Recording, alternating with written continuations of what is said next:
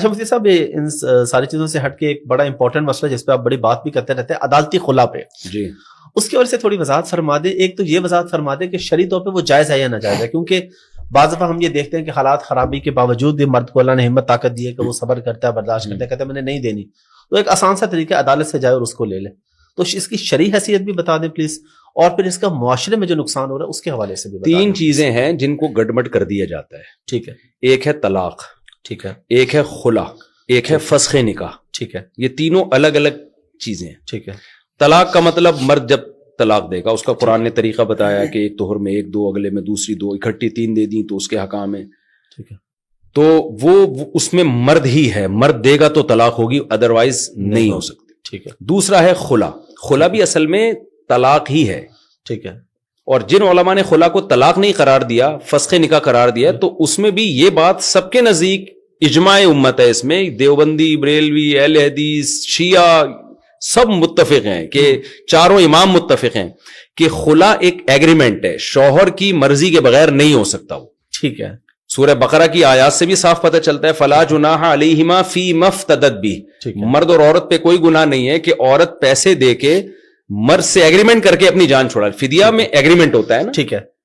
فدیہ تو یہ تو نہیں ہوتا کہ جی کوئی بھی جان چھڑانا چاہتا ہے پیسے دی اور نکل لیا، یعنی سامنے والا راضی بھی تو ہو نا. بالکل. بخاری کی حدیث ہے اول خلع فی الاسلام، حضرت جمیلہ رضی اللہ تعالی عنہ نبی کے پاس آئیں.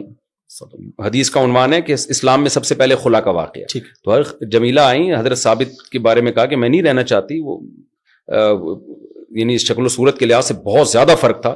تو پہلی رات میں انہوں نے اندازہ لگایا کہ بھائی میرا جوڑ نہیں، میری جوڑ کی شادی نہیں ہوئی. تو وہاں بھی یہی ہے کہ نبی صلی اللہ علیہ وسلم نے حضرت ثابت کو کہا کہ آپ ان کو طلاق دیں. خود نبی نے نکاح ختم نہیں کیا جیسے ہماری عدالتیں کر رہی ہیں یک طرفہ.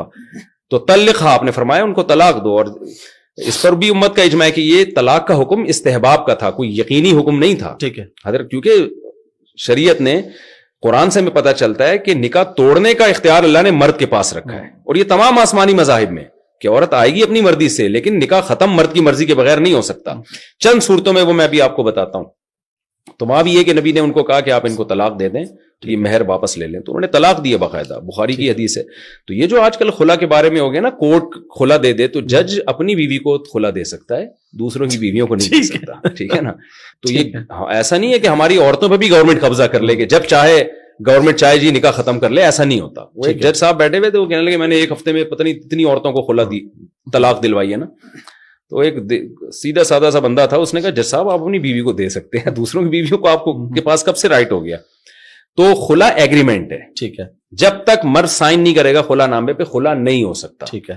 یہ پہلی یہ، اور یہ اجماعی مسئلہ ہے. قرآن میں او یعفو الذی بیدہ عقدۃ النکاح، قرآن کہہ رہے جس کے پاس نکاح کی چابی ہے، عقدہ ہے، نکاح ختم کرنے کا رائٹ مرد کے پاس ہے. ٹھیک ہے.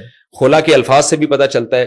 اس پہ لمبے چوڑے بہت سارے دلائل ہیں، یعنی اجماعی مسئلہ ہے، اس میں دو رائے ہو ہی نہیں سکتے. جو اسکالر اس طرح کی بات کرتے ہیں کہ نہیں جی خلا جو ہے وہ یک طرفہ ہوتا ہے عورت کی مرضی کے بغیر، بھی وہ ایسے وہ ان کو یعنی نہ قرآن کا پتہ، نہ حدیث کا پتہ، نہ اجماع امت کا پتہ. تو بالکل ایک سطحی بات ہے. البتہ ایک چیز ہوتی ہے فسخ نکاح. ٹھیک ہے. خلا تو یہ ہوتا ہے کہ عورت مرد کو پسند نہیں کرتی، کوئی بھی معقول وجہ ہے، بلا وجہ مانگے گی گناہ گار ہوگی، لیکن کوئی وجہ ہے تو مانگتی ہے. تو شریعت کہتی ہے کہ ٹھیک ہے بھائی کسی معقول وجہ سے مانگ رہی ہو تو مرد کو راضی کر لو کہ وہ مہر واپس لے لے اور تمہیں چھوڑ دے. ٹھیک ہے. یہ کام اگر مرد خود نہیں کرتا تو کورٹ سے رابطہ کیا جا سکتا ہے تاکہ کورٹ مرد کو بلائے. اس سے فائدہ یہ ہوگا کہ مرد اس کو سیریس لے گا. ٹھیک ہے. ورنہ بعض دفعہ بیوی کی بات کو مرد سیریس نہیں لیتا. تو کورٹ کا کام ہے دونوں کو بلائے اور کہے کہ بھائی یہ نہیں رہنا چاہتی تو چھوڑ دو. چھوڑ دے گا تو ٹھیک ہے، نہیں چھوڑے گا تو پھر نہیں ہو سکتا، یعنی نہیں ہو سکتا. وہ کورٹ کا کام صرف دونوں کو یعنی اس کو اس میں سنجیدگی پیدا کرنا ہے تاکہ مرد اس کی بات کو سیریس لے. تیسری چیز ہوتی ہے فسخ نکاح. وہ بالکل ایک الگ چیز ہے. فسخ نکاح یہ کہ مرد ایسی نوعیت کا ظلم کر رہا ہے کہ نہ وہ امساک بالمعروف کرتا ہے، نہ تصریح بالاحسان کرتا ہے، نہ بھلے طریقے سے رکھتا ہے، ٹھیک ہے، اور نہ بھلے طریقے سے چھوڑتا ہے. ٹھیک ہے. بیسک حقوق اس کے ادا نہیں کر رہا. جیسے نامرد ہے، اب اس کو عورت کی کبھی اولاد نہیں ہو سکتی، وہ زنا کی طرف جا سکتی ہے، یہ بیسک حق ہے عورت کا. نان نفقہ ہی نہیں دے رہا اس کو. تو یا ایسے بھی لوگ ہیں شادی کی بیرون ملک چلے گئے، بیگم کو بھول گئے، وہ نہ خرچہ بھیج رہے ہیں نہ اس سے پوچھ رہے ہیں، 2-3 سال سے یہاں لٹکی ہوئی ہیں، ان کی عزتیں محفوظ نہیں ہیں. بھائی یا تو ہمیں رکھو پراپر یا چھوڑو. یہ اس نوعیت، یا بے تحاشا مارتا پیٹتا ہے. یہ اس نوعیت کا ظلم ہے کہ اس میں پھر شریعت نے اجازت دی ہے کہ کورٹ بلائے, شوہر کو پہلے موقع دے کہ بھائی آپ یا تو ان حرکتوں سے باز آ جاؤ, اگر وہ باز آ جاتا ہے پھر بھی حق نہیں ہے. اچھا, اگر وہ باز آ جاتا ہے تو پھر بھی کورٹ کو حق نہیں ہے, اس کو موقع دیا جائے گا ٹھیک ہے کہ سدھرنے کا.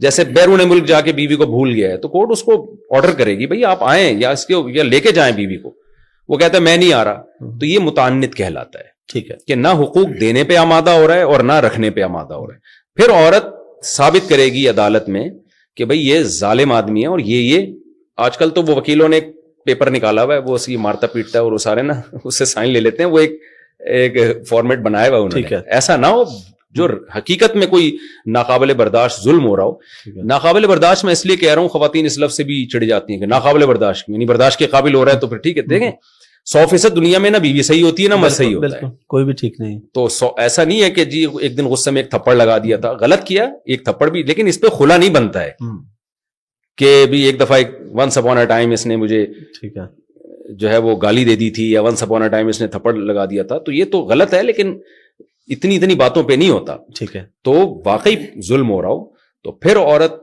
کورٹ میں کیس کرے گی اور کہے گی کہ بھئی یہ ثابت کرے گی کہ ایسا میرے ساتھ ہو رہا ہے. پھر کورٹ بلائے گی, اگر وہ انسان کا بچہ بن گیا ٹھیک ہے, نہیں تو پھر کورٹ کو یہ حق ہے کہ وہ نکاح کو ختم کر دے. اس کو فسخ نکاح کہتے ہیں, اس کی شرائط پائی جاتی ہیں. اب علماء نے اتنے براڈ مائنڈڈ بنے ہیں کہ ہم نے کیا کیا, ہم نے کہا کہ یار ہم نے فتوے دیے کہ بھئی یہ خلا نہیں ہو رہا. ٹھیک ہے, بنوری ٹاؤن کا بھی فتویٰ, دارالعلوم کا بھی, جامعۃ الرشید کے, پوری دنیا میں جہاں بھی جائیں گے جو صحیح علماء ہیں, سنجیدہ علماء ہیں, جو قرآن و سنت کو جانتے ہیں, وہ دیتے ہیں یہ خلا نہیں ہوتا, یہ کالعدم ہے.